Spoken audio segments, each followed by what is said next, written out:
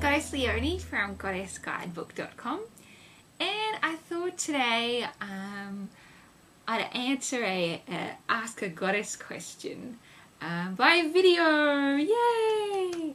And why am I doing this? Well, by video.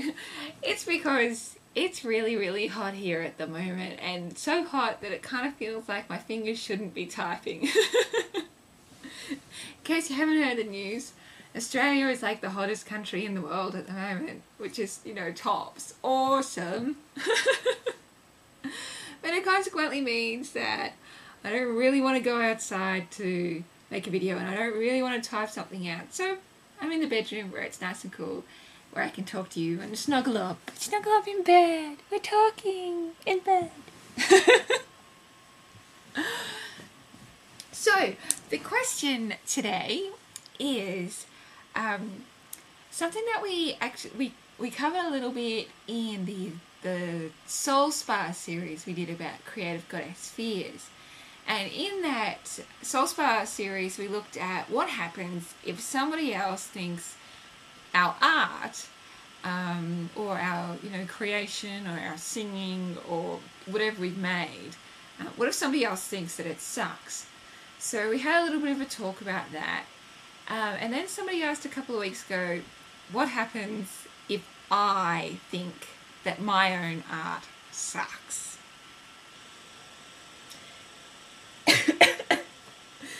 It's a good question, and the reason we've just moved is because my laptop looks like it's kind of going, it's so hard lying on the bed, pick me up. So we have,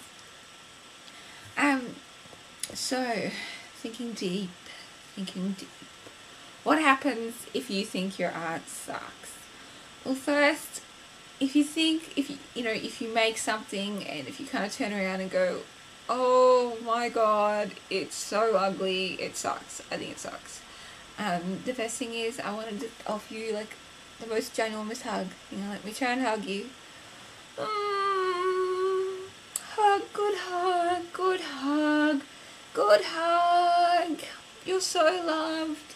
And just that you made something is completely amazing, and you know, for you to have even made it in the first place is completely sacred.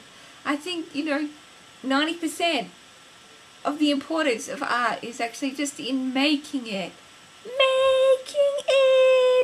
That's where like the real joys and the spirit is really found, and that's where the important part of art is. It's not, you know, to be critiqued later, or for people to buy, or to feel successful about, or you know, to beat yourself up about. The importance of art is actually just to make it and see what happens in that space. So that was the first thing I want to talk about is, one, you made the artwork and that's all that you needed to do. That was the really important part. Two, something else I wanted to speak about is, you know, like I don't love all my artwork. I'm sure that, you know, every artist in this world will have bits where they don't really enjoy or really get into their own artworks. And I think the lesson to take from it is to see what's in that artwork for you, to peer into it and see what it's trying to tell you. Your artwork, to make it, was a journey. See what, you know, parts that you might not want to be looking at is in there. Every piece of art is sacred because it's your creation. It's, you know, it's been birthed from your spirit and your vision and your amazing hands. So look into it. See what lessons are there. See what gifts are there waiting for you. The third thing I wanted to talk about is, just like in life, artworks can be recreated and redone and repainted over. There's no such thing as a mistake. You never ever have to throw out a piece of paper or a canvas if you feel like you've messed it up. The joy of life is that you get to make layers, you get to tweak, you get to to readjust, you get to play over and over and over again, until you do find something that calls to your spirit. So art is just like living a sacred life in that way. Oh, Chris just walked into it. He's just making me laugh. So where were we? We were talking about one, remind me. One, every bit of art is sacred. Two, I'm pretty sure I got these in the wrong way, but,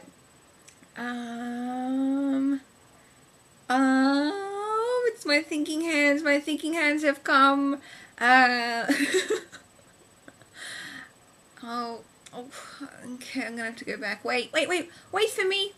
I'll be back in a second. Back in 1 second. I remember now. So my first point was that the importance of art was in making it. So it doesn't matter what it looks like at the end, because all the importance was in you creating it and actually making something and spending that time with your wild, creative goddess self. So, and the second thing to remember was that just like in life, you can paint over and you can retexture and you can recreate. Maybe I should show you an example of an artwork that I haven't liked in the past, so I just keep on painting over it until I find something I do resonate with. So wait. Hi, we've just entered into the studio and it looks like we're using night vision just because it's a little bit darker in here and it's a very, very blue room. So I want to show you my pile of artworks that are waiting to be reinvigorated. La la la! Alright, so an example is this one. You can see it in and out, and in and out. And this one actually has been reinvigorated. My mother-in-law, which is the lovely Chris's mummykins. She's beautiful. Hi, Terry. Anyway, she came over and she started painting, and she made an artwork that she didn't particularly like and didn't resonate with. And so, and I was working on one at the time that I didn't really resonate with, and I was like, I don't really know what to do from here. So we swapped, and I painted over hers. So you can see the artwork underneath it. And then I really wanted to create something really calming and beautiful, like just cream over the top, which is, not usually me, but hey, we can play adventure. Alright, so then I just painted over, and all of the beautiful textures and the emblems that she put on there and the beads and everything all shine through. And I just added some extra doilies and print and painted with white and add some newspaper. Om nom nom nom nom. So it's kind of fun, and it looks kind of nice, like just on a plain wall. But it was just such a fun piece to create. Even though it's not amazingly colourful or anything like that, it's just a beautiful piece of texture, and how nothing is ever really finished unless you want it to be finished. At some point we might paint some more on it at a later stage, or write on it or something like that, because we're not limited to these things. Ooh, look at us, we're going for a walk. Oh, very special. Ooh, I'm going to show you my studio door. I love my studio door. La la la. There are some of my prints and some portraits that dear friends have done for me, and this one was done by my best friend Sonia, and it's a portrait of me on my inner marriage day, and it's just beautiful. Hi Sonia, if you're watching, I love you. Okay, back to the bedroom, in the bedroom again. Oh, wasn't that fun? That was totally fun. Alright, so we're back in the mermaid bedroom. Alright, the next thing I wanted to talk about, if you don't like your artwork, what if you gave your artwork like a name or a purpose? So you looked at it and it just represented something that you didn't quite understand yet. Oof, sticks all over my bed. This is what happens when you're a nature girl. Nature comes inside with you.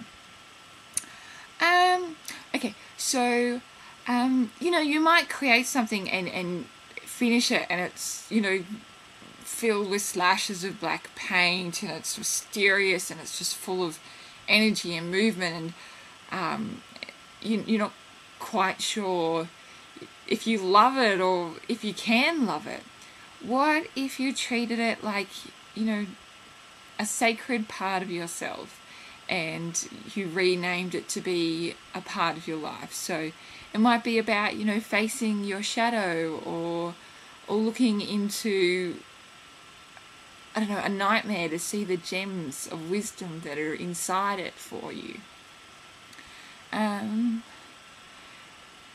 What if you called it, an avatar of your creative growth?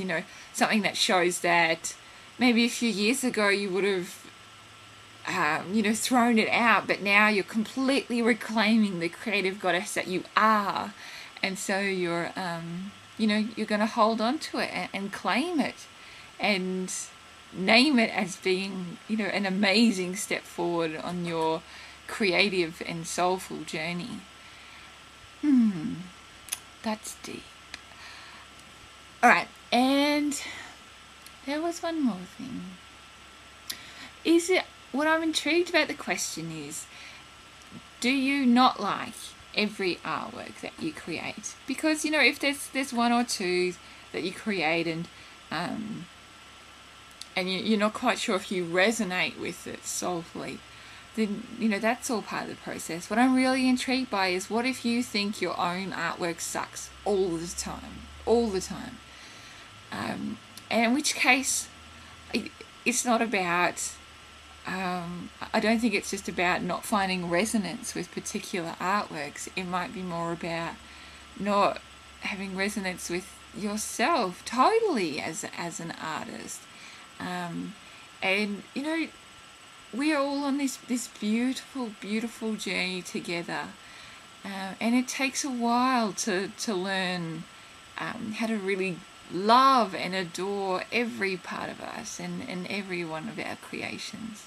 It takes sweet time, and I wanted to suggest that maybe look into affirmations to say, use affirmations like I'm a beautiful artist, and everything that I create is a beautiful expression from my soul.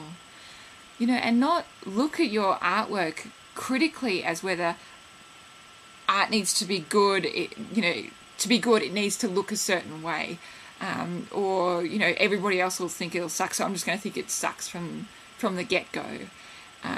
Your art doesn't need to look like anything. It doesn't need to be a certain way in order to be magnificent, in order to be divine, in order to be sacred.